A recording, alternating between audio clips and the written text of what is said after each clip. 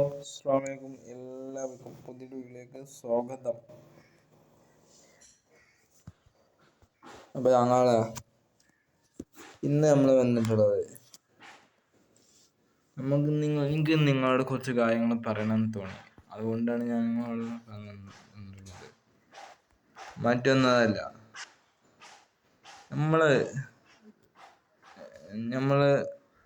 പിന്നെ നമ്മളെ കേരളം ഭരിക്കുന്ന മുഖ്യമന്ത്രി പിണറായി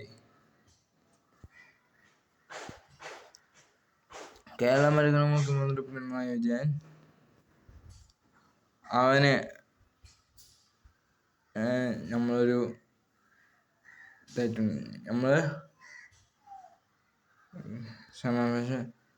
ക്ഷേമ പെൻഷൻ കൊടുക്കുന്നുണ്ടെങ്കിൽ അത് ജനങ്ങളെ അവകാശമായ ക്ഷേമ പെൻഷൻ കൊടുക്കുന്നുണ്ടെങ്കിൽ അത് പിണറായിൻ്റെ പൈസ അല്ല, ഖജനാവുള്ള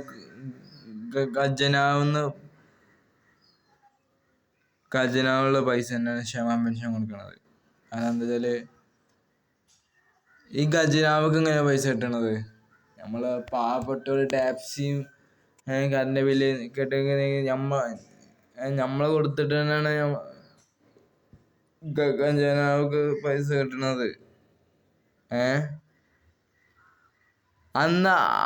അന്നപ്പോ തൊട്ട് ഒരു കാര്യം നിങ്ങൾ മനസ്സിലാക്കണം.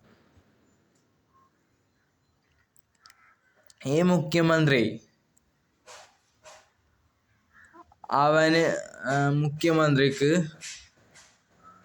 1.5 കോടിയുടെ കാറാണ് മുഖ്യമന്ത്രി വാങ്ങിക്കുന്നത്, അല്ലേ? 1.5 കോടി കാറ്. എന്തിനാ കാറ് വാങ്ങിക്കണത് നിങ്ങൾ പറയണം.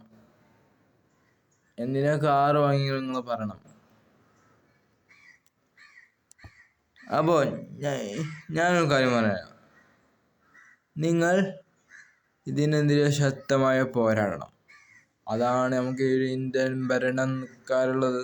ഒരു ശക്തമായ പോരാടണം. ഇൻഷാ അല്ലാഹ് ഈ വരുന്ന നിയമസഭാ തെരഞ്ഞെടുപ്പിൽ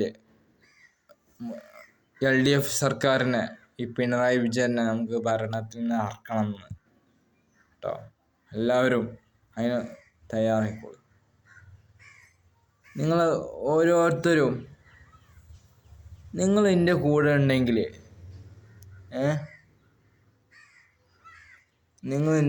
ഉണ്ടെങ്കിൽ ഞാൻ നിങ്ങളുടെ കൂടെ ഉണ്ടാവും. ഓക്കെ? നമുക്ക് ഒരു കാര്യം ചെയ്യാം.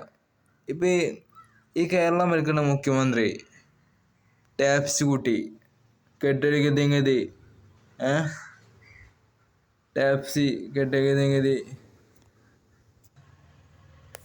അപ്പോൾ ഈ ടാക്സ് കെട്ടിട നികുതി കൂട്ടുമ്പോൾ നിങ്ങൾക്കൊരു കാര്യം മനസ്സിലാക്കണം.